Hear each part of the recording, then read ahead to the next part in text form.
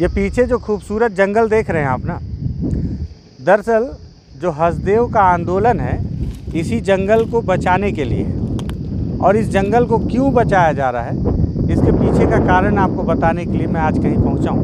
नमस्कार, मैं विकास तिवारी हूं और आप बस्तर टॉकीज देख रहे हैं।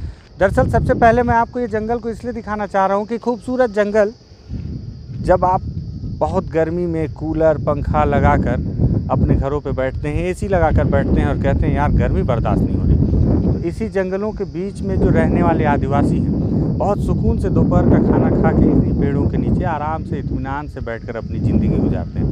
और शाम को इनको न कूलर की आवश्यकता होती है, न एसी की आवश्यकता, न पंखे की आवश्यकता, इत्मीनान से बिस्तर बिछाते हैं और खाकर सो जाते हैं। मेहनत भी करते हैं, पसीना भी बहाते हैं और प्रकृति के कूलर का मज़ा भी लेते हैं।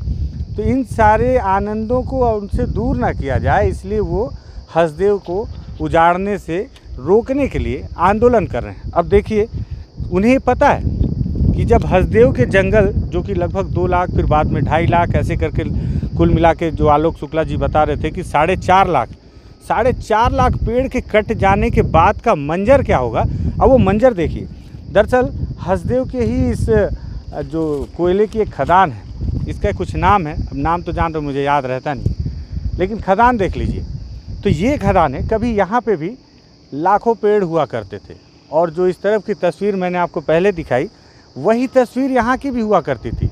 लेकिन धीरे धीरे देखिए मंजर बदल गया है और ऐसा लग रहा है प्रकृति के मुंह पर किसी ने कालिख पोत दी है। ये कालिख ही तो पोता हुआ है, और पोता किसने? हमने और आपने, आप जैसे और हमारे जैसे ज़रूरतमंद विकासशील इंसानों ने ये प्रकृति के मुंह पे कालिख पोत दी है, कोयला पोत दिया है, और जो यहाँ रहने वाले आदिवासी हैं उनकी ज़िंदगी को दुश्वार कर दिया है। और बताया गया कि करोड़ों रुपए मुआवजे के तौर पे भी दिए गए। मुआवजे की फ़ाइल खंगाल लेंगे ना साहब, तो आपको भी उसमें इतनी गलतियाँ नज़र आएंगी कि समझ में आएगा कि मुआवजे के पीछे का खेल क्या होता है। कई लोग ऐसे हैं जो आज भी 10 साल से अपने कुछ पैसों के इंतज़ार में हैं। कुछ लोगों को पैसे इतने मिल गए कि उनके घर के जीवन के जो युवा है उनकी जीवन की पीढ़ी समाप्त हो गई, ख़राब हो गई। क्यों ख़राब हो गई?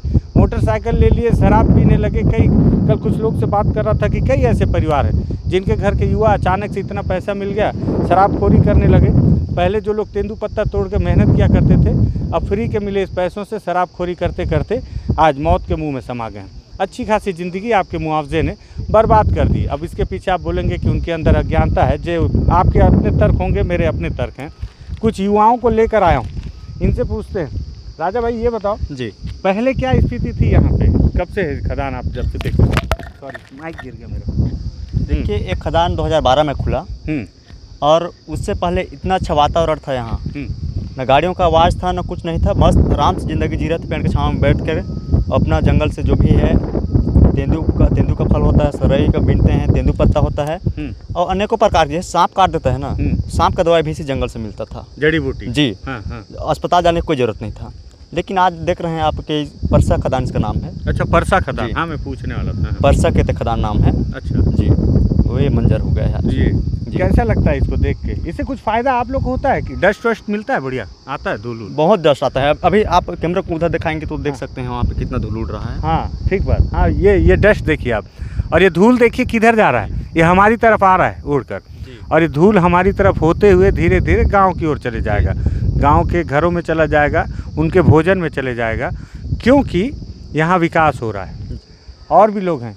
भैया आपका क्या नाम है? मेरा नाम राजू सांडिल्य है। राजू भैया ये बताओ कि क्या लग रहा है कि कितना मंजर आपने बदला हुआ देखा, और क्या चीज़ आपने देखा? राजा भाई ने तो बताया यहाँ बहुत ज़्यादा जंगल था, यहाँ नदी था, ये पूरा नदी। अच्छा, ये नदी है क्या? हाँ, ये नदी था, पहले नदी था ये।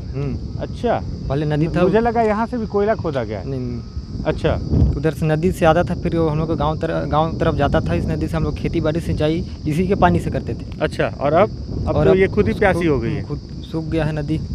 तो इसमें पानी कभी बारिश में भर जाता होगा? जी, भर जाते थे, से पूरा काला पानी आता है। अच्छा, वो पानी जो किसी काम का नहीं है। ठीक बात है। इसके बगल में इतना कोयला रखा हुआ है कि यहाँ पानी आ भी जाएगा तो किसी काम का ही है ना। तो इससे वो जो मुआवजा मिला, बस वही मुआवजा मिला जी, और बाकी और कोई फ़ायदा नहीं हुआ। बाकी ये दूषित हवा मिल रही है जी। ठीक है। तो दरअसल मैं आपको इस खदान को दिखाना चाह रहा था। ये है उस हसदेव के बगल का, हसदेव की जो नई खदान खोदी जानी है उसके बगल की खदान जो अभी राजस्थान सरकार के उसमें है। इसका टेक्निकली तो आपको आलोक शुक्ला जी ने बताया ही था। तो ये वही खदान है।